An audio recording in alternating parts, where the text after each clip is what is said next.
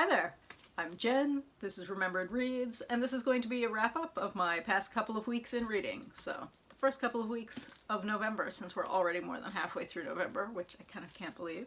Alright, let's go! It's nonfiction November, so this is going to be heavy on the nonfiction. The one thing that I've been picking through slowly this month is The Rise and Fall of Classical Greece. This is by Josiah Ober, and is an overview of political, social, and to a certain extent technological evolution in ancient Greece from the growth of various city-states leading to the eventual defeat by the Macedonians. I'm mostly reading this because I have been playing Assassin's Creed Odyssey and have been a little addicted to it, and there are a lot of historical figures that show up in that, even more so than I think in some of the past games, and that's been something I've thought a lot of them do at a level that's ridiculous. But I'm enjoying the ridiculousness enough in that I wanted to read more of the history simultaneously. So as I've been going in and out of the game, I've been going in and out of this. It is somewhat dry, but it's not as dry as a lot of classical academic books would be. So I am reasonably entertained by this. And then I fell down another pop culture hole in the form of binging a bunch of Mitchell and Webb comedy sketches on YouTube. And when I emerged from that, I put Robert Webb's memoir, How Not to Be a Boy, on hold at the library. This is a memoir that has two distinct parts. The first half is about his early childhood and is in part a discussion of his relationship with his semi-abusive father and his semi-ineffective stepfather, and then his mother passing away when he was a teenager. But it's also a deconstruction of how the social roles surrounding masculinity restrict both boys and girls and the social complexities of that.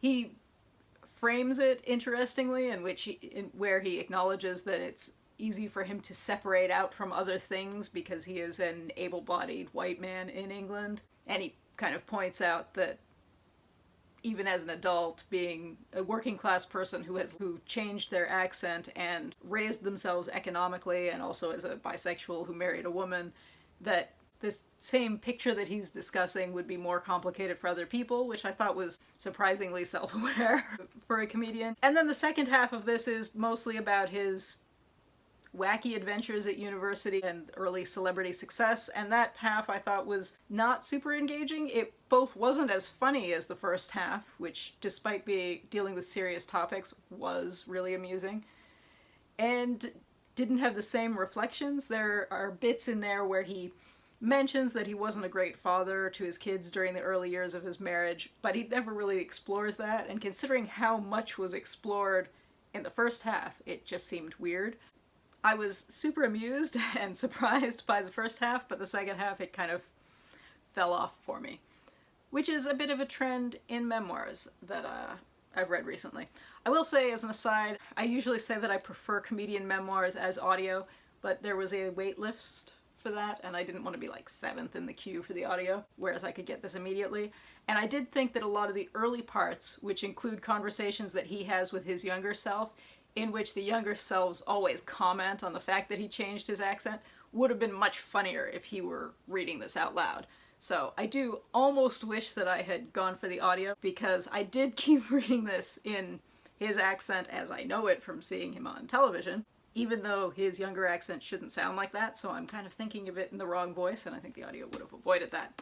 But, in any case, I was entertained by that, and I did read it really quickly. It was engaging, even though I'm complaining about the second half. Speaking of complaining about the second half of memoirs, I followed that up by reading Webb Kinew's memoir, The Reason You Walk. He is a former CBC journalist and currently a politician. I think he's the head of the NDP in Manitoba right now. And the first half of this book is primarily a biography of his father and sharing about his father's experiences in residential school and dealing with Canadian society as culture shifts are happening over his entire life. And his father was quite old, was older when he was born. He was from a second marriage, and he had a number of siblings who were a generation older than him, which gives him an interesting perspective because he's both younger, I think he's still in his 30s right now, but his father was sort of 2 generations ahead of him in the way we normally think of generations, which is an interesting look. It was interesting compared to the writing that he's done for television, I think the writing in the first half of the memoir that is primarily about his father is very straightforward and less artistic than I think would normally associate with him, which I think is done intentionally to make it kind of unequivocal that these are things that happened, full stop, which I think is an interesting choice. And I found that to be very compelling and also an important story as it sort of ramps its way up to his father's testifying during the Truth and Reconciliation Commission. The second half of the book is more about his own life and his youth. And while it doesn't quite build up to his political career, knowing the timeline, it did feel a bit like that. There are bits about, there used to be misogynistic and homophobic comments in my music because he used to write lyrics, but I got over that. And it's a bit of that.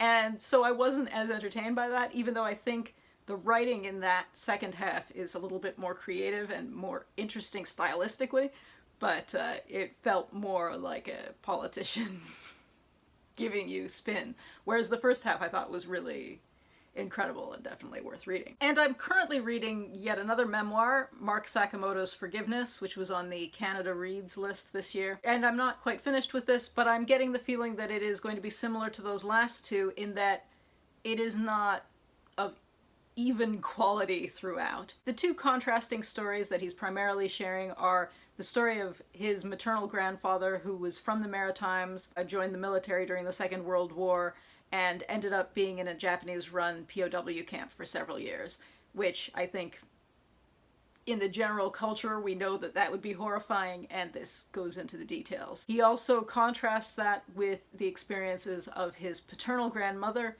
who was Japanese-Canadian and was one of the people who was interned during the war in Canada, which again is something we talk about as one of the historical shames, and it's always, both of those things are interesting to see a human face on. So it's definitely worthwhile in those parts.